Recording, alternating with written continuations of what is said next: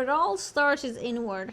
If you don't change anything about this, nothing out there will change. I'm Asya Lukaratz, and Asya Luki, you can also call me. I'm a calligrapher and a business owner, and we are obviously twin sisters. I have started my business in 2022, right after I graduated, because I love doing calligraphy. I was doing it as a hobby, and then I turned it into a business because I had clients asking me for my skills. And after that, it was a whole adventure. And since then, every year felt like 4 years, because there's so many experiences you go through. There's so many beautiful stories that happened. Like at this point, I got on different podcasts. I was in a magazine. I am working with luxury brands, like the biggest brands you can think of, and all completely doing something I love, literally, and not giving up on my faith in the meantime. So this has given me the best time freedom, the best freedom to be creative every day, to find solutions. And it has also given me the freedom now to have my own apartment, to have my own car, and literally so many dreams of mine came true. I recently had a collaboration with a big brand going to Monaco for the F1 Formula. That was really one on the bucket list, and it happened. So really happy. And of course I took my sister with me, Obviously. because she cannot miss on the fun. Yes. And the last thing that I wanted to mention was I did a dream trip to Asia recently, which was always on the vision board, and now it finally happened. And I'm not even saying this to brag. I'm just saying this to you to show you I'm a normal person, but because I take my goals seriously and because I work towards my goals, I can reach them with ease. Not with ease, of course, you have to put in the action and do the work, but anything is possible. Anything is possible. And saying this now, if I were to say this to myself a few years ago when I graduated school and I barely found a job, there was barely any bureaus who wanted to work with me because of my hijab. I was the only one graduating with my hijab. And so when I applied everywhere, I got 0 responses. And then I thought to myself, you know what? Why do I have to prove myself to these companies, to prove my skills and prove my worthiness, if I cannot even prove it to myself? So you know what? I don't have to convince anyone of me and my abilities. I will convince myself, and I will show everybody what I'm capable of. And really, you can make your own dreams come true. If you want to create your dream life, that's your job. No one is going to do it for you. So we're here to tell you that anything is possible for you. I have reached some beautiful dreams. She has as well. This is even bringing me back to a moment in high school, last year of high school. And my teacher told me, because I was talking about there's a difficulty with getting hired with hijab, but I'm going to do it regardless. I'm going to find a job that will allow me to wear my hijab, because no way I'm going to take it off for a job. And he was like, Asya, no one's going to hire you with your hijab. He said it in a way where it was like accepted, you know? And I was like, hell to the nah, absolutely not. But obviously at that moment I just kept quiet. I was just like, I'll show you, you know? If I choose that this is going to be my standard, this is going to be my non-negotiable, then so be it, you know? I'm going to be the proof of that. So in my head I was like, I'm going to show you. And of course, 4 years later, I'm living my dream life. These big companies are coming to me for my services. I do not have to go and apply for jobs. My clients come to me. They find me. They want to work with me. Because, of course, there's a lot of beautiful things I can create for them, which is very beneficial also. It's all business, of course. I've met the kindest clients. I've had the best opportunities. I've made so many beautiful things come true while keeping my hijab. So really, do not ever settle for less than you deserve. And with that, I'm going to give the word to her. Yes, exactly. The whole point is really that your life is in your hands, no matter what country you live in, no matter what the laws say. Because, yes, we live in Belgium, and there is a hijab ban here. And, okay, it closes some doors, but actually, with Allah, no door will ever close on you. No door can ever limit you, because Allah is the one that gives you everything. So if you are trying to make your way in this world by sacrificing your religion and your values, that's a big no, because that by definition will keep you small and stuck, and that's not what Allah wants from you. That's not what Allah wants for you. Allah designed everything in your favor, so Allah wants you to have everything that you ever wanted and so much more. When I was in my last year in high school, I also started a petition against this hijab ban, because it just did not make any sense. Because yes, we were thinking about our future. We were 17 at that time. We were thinking about our future, and this thing was really on our minds.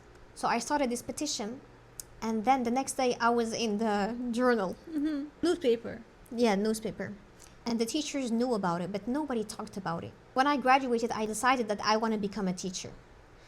And I wanted to become a teacher because I was always very shy, and that was really something that would take me out of my comfort zone. I knew that this degree would really grow me and stretch me in so many ways. And I'm happy that I did that, because I would never be the person I am today if it was not for that. Then also, I went to the mosque, I studied Quran, and I became a Quran teacher. And when I was a Quran teacher, the mosque really has its own agenda, okay? So the students come and they were there to just memorize the Quran. And my job was really to teach them how to memorize, correct their memorization, and correct their pronunciation, their tajweed. But for me, it was really limited because the whole class did not even understand what they were learning. But that was not part of the agenda. So, you know what I did? I said, there is no point in all of these children learning Quran without it changing their lives, because that's not the point of Quran. Quran really came down to transform our lives and to make us the best version of ourselves, the richest version of ourselves. And I saw this pattern that religious people, practicing people, people from the mosque, really live a small life while carrying the heaviest message and the greatest word of Allah ever. How could this be? How could a great message manifest in such a small way? That does not make any sense. So then I had this calling to become a coach. And everything I learned in my coaching degree, I also taught to my students. And that's when I started to notice differences in them and growth. They became more outspoken, they became more confident, they tried new things. So I really had massive results with these students, and even their parents came to me when we had reunions in the mosque, and they were astonished by the results and how much their daughters have grown. So they were very happy. As I kept growing, I took on clients online, women around the world that were really living beneath their potential and felt that they have lost touch with their highest authentic self. So that's where we now are. I have helped hundreds of women change their life for the better. All of them have different results because everyone has a different dream. Everyone has different goals. But if you become that person that does not sabotage yourself and is confident, you can achieve any dream you may have. For example, I have this real estate agent as a client, and she's closing deals while she never expected herself to do that before. She was just new in the industry. What are her figures? Yeah. What are her commissions? You can sell them. She makes 5 figures a commission. I also have other clients that were on the verge of divorce, and now her whole divorce turned around, and her husband is changing and transforming in so many ways because she became more feminine. She became more in touch with her soul. And she also has a far better relationship with her children. She's now like the dream mother for them. All while in the beginning she didn't know what was the problem, right? Yes. And then you pointed out, you had long conversations with her for hours and hours until you brought up things that she never knew about herself. But you pointed them out, you found them. Yes, exactly. So no matter what problems you have or what trouble you may be going through right now, everything is solvable because your reality is just a reflection of your internal states, internal identity. And Allah taught us this in the Quran. Allah told us that He will not change the condition of a people until they change their nafs. So everything that we want changed on the outside is actually just something that needs to change on the inside. And that's exactly how we made our dreams come true and how we are living our dream life.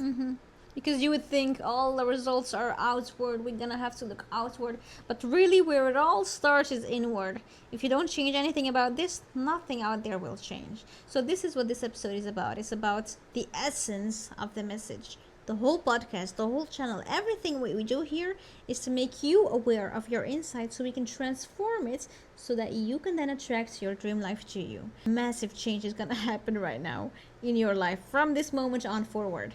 So are you ready for this shift? Are you ready to grow into your best version? Because we're here for it. Yes, are you ready to live your dream life? Because it's really close, actually. It's not that far away at all. And if you stick with us and you stay on this channel and you do the things that we tell you to do, then you'll find yourself there one day and you'll look back, you'll be like, oh, I've actually made my dreams happen. How nice would that be? So all this to say, Your life is your choice. exactly.